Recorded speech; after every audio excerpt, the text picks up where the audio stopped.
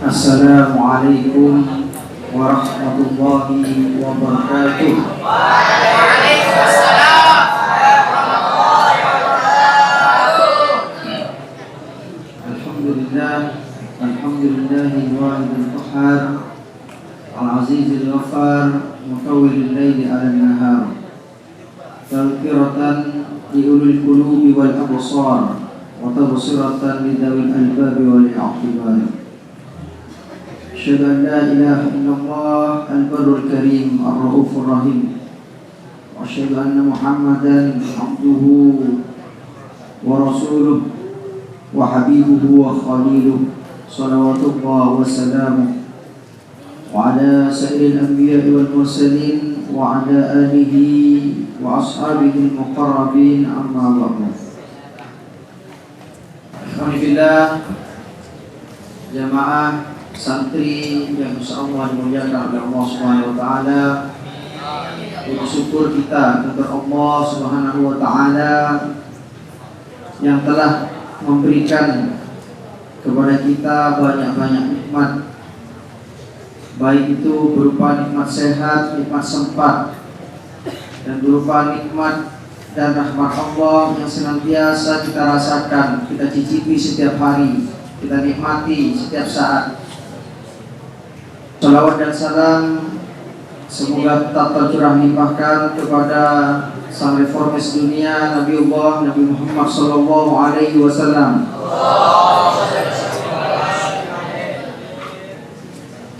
yang telah mengajarkan kita kalam Allah, mengajar kita sunnah-sunnah beliau, sunnah Rasulullah, yang dengannya ada yang Allah angkat derajatnya, dan dengannya juga ada yang dihinakan oleh Allah Subhanahu wa taala. Ya fillah, santri yang insyaallah dimuliakan oleh Allah Subhanahu wa taala, kita pada pertemuan kali ini insyaallah akan melanjutkan pembahasan tentang keutamaan membaca Al-Qur'an. Hadis di sini adalah hadis yang diriwayatkan oleh Abu Musa al-Ash'ari. Bismillahirrahmanirrahim. Wa an Abi Musa al-Ash'ari radhiyallahu anhu qala, diriwayatkan dari Abu Musa al-Ash'ari, semoga Allah meridainya, beliau berkata, qala Rasulullah sallallahu alaihi wasallam, bahwa Rasulullah sallallahu alaihi wasallam bersabda, masalul mu'minil ladzi yaqra'ul qur'ana, perumpamaan orang mukmin yang membaca Al-Qur'an itu masalul utrujah, seumpama buah jeruk. Utrujah itu adalah buah jeruk, warnanya mirip lemon, oranye, tapi rasanya manis. Jadi utrujah manis rasanya, harum wanginya. Yang disampaikan rihaha thayyibun wa ta'muha thayyibun. Sudah baunya harum, rasanya juga manis. Oleh Rasulullah diumpamakan orang yang membaca Al-Qur'an, orang mukmin yang membaca Al-Qur'an sama seperti utrujah ini. Jadi walaupun orangnya hitam, orangnya biasa-biasa, karena gak enak kalau dibilang jelek, kan? Tapi di dalam pandangan Allah itu perumpamaannya sama seperti itu, tetap terlihat manis dan harum. Ini kalau mukmin. Dilanjutkan oleh Nabi sallallahu alaihi wasallam, wa masalul mu'minil ladzi la yaqra'ul qur'ana kamasalit tamr. Adapun orang mukmin tapi tidak membaca Al-Qur'an, perumpamaannya sama seperti kurma.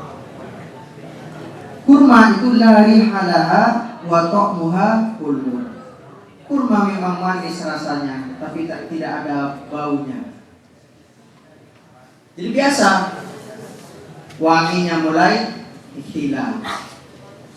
Jadi santri di sini mukmin, muslim, tetapi kesehariannya tidak baca Al-Quran, perumpamaannya cukup seperti kurma, manis saja, wangi tidak wangi.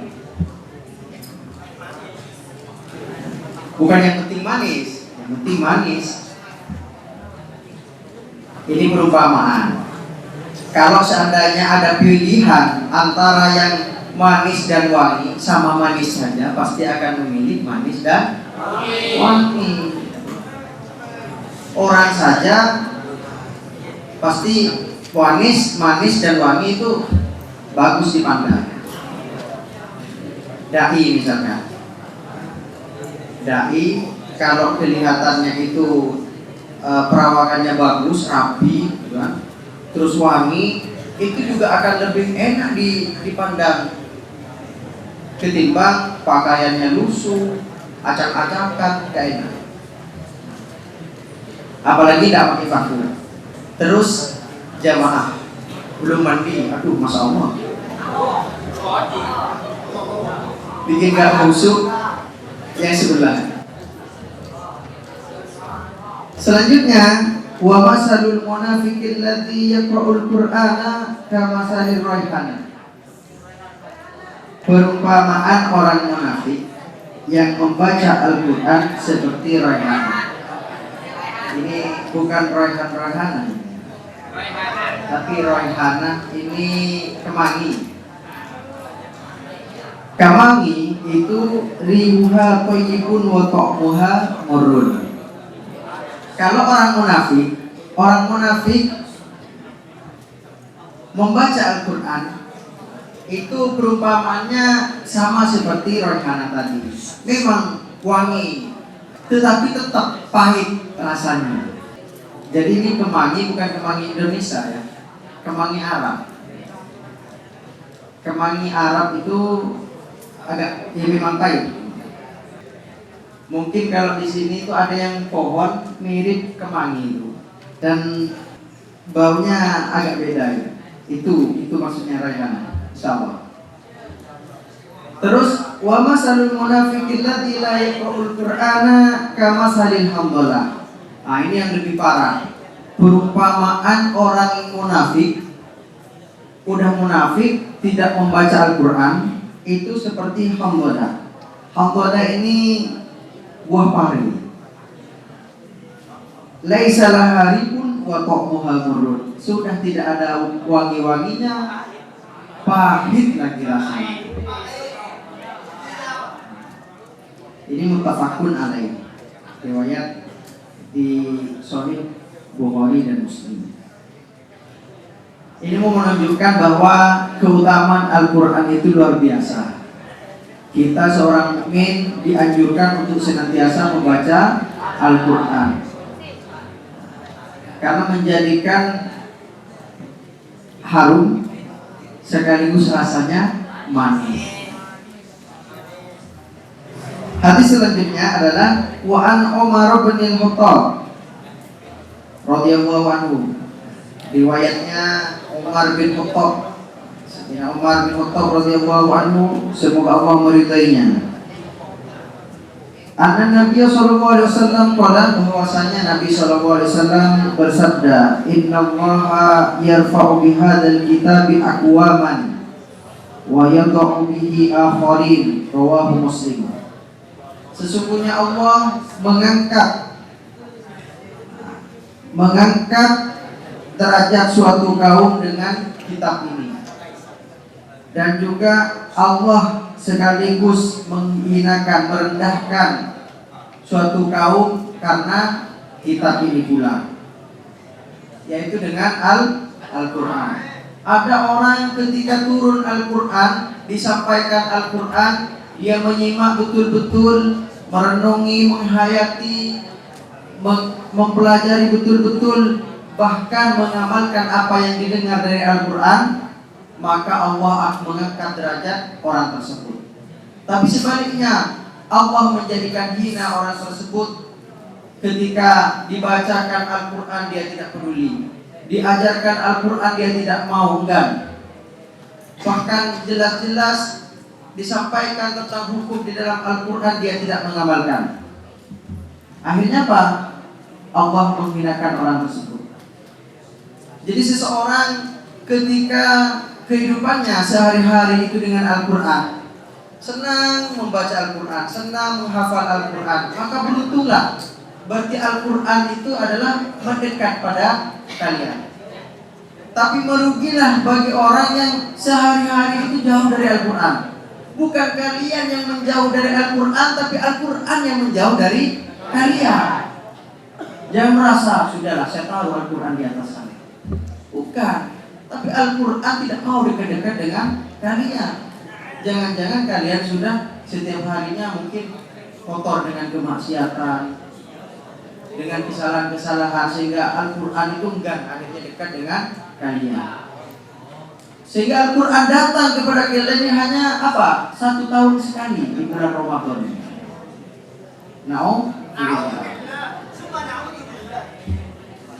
Hadis selanjutnya, wa ani bin Umar radhiyallahu anhu, ini diriwayatkan oleh putranya Umar, Sayyidina Umar bin Khattab, yaitu Umar Abdullah.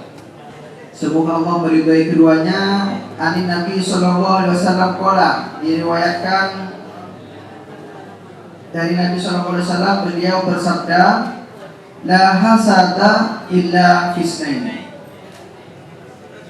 Tidak boleh hasad, iri, kecuali dalam 2 hal. Apa saja yang 2 hal ini?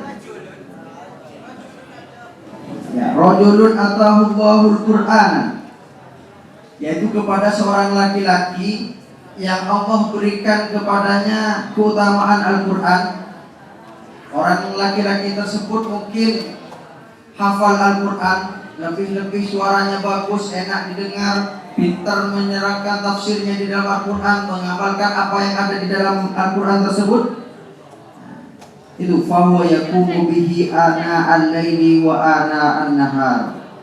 Melakukan, membacanya, melaksanakannya setiap hari, setiap malam. Maka kita boleh iri kepada orang seperti orang tersebut. Kalau dikarunia Al-Quran, membaca, mengamalkan, boleh iri kita. Sehingga apa? Kita juga termotivasi untuk melakukan hal yang sama dengan orang tadi. Ini yang pertama.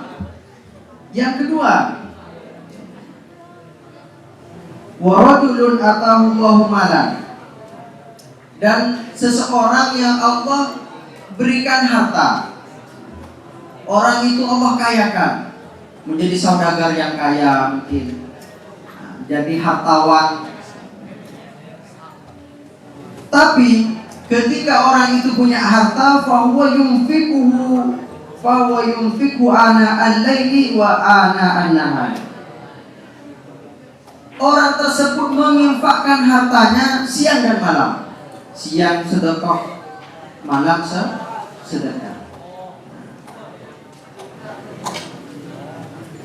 Ada anak yatim, ada orang miskin, bahkan ada yang minta-minta, mungkin yang biasanya datang-datang ke rumah itu, kasih itu. Tapi itu kan kaya, Ustaz. Sapinya aja 4. Bukan urusan kita punya sapi, punya apa. Tugas kita adalah memberi. Tanpa harus kita mengecek ini sapinya 4 ini gara-gara mengemis gitu kan. Tidak harus. Yang penting kita ngasih, Allah akan memberikan pahala kepada kita. Kalau kita diberikan kelebihan harta, kasih, sedekahkan. Kemarin saya cerita dengan teman saya di sana, di Probolinggo itu katanya ada orang Madura. Mohon maaf ini orang Madura. Ke sana merantau, ngemis. Diceritakan itu jadi pengemis. Lama-lama kaya. Ya mungkin dari itu, dari hasil ngemis itu dijadikan modal. Dijadikan modal untuk jualan. Akhirnya saudara-saudaranya yang di kampung sana dipanggil untuk jadi pekerjaan. Sekarang jadi kaya betul. Jadi tidak masalah siapapun yang minta kita kasih, kan tetap bernilai pahala. Orang yang biasa kesehariannya itu bersedekah, memberi tadi itu, kita patut untuk iri kepadanya.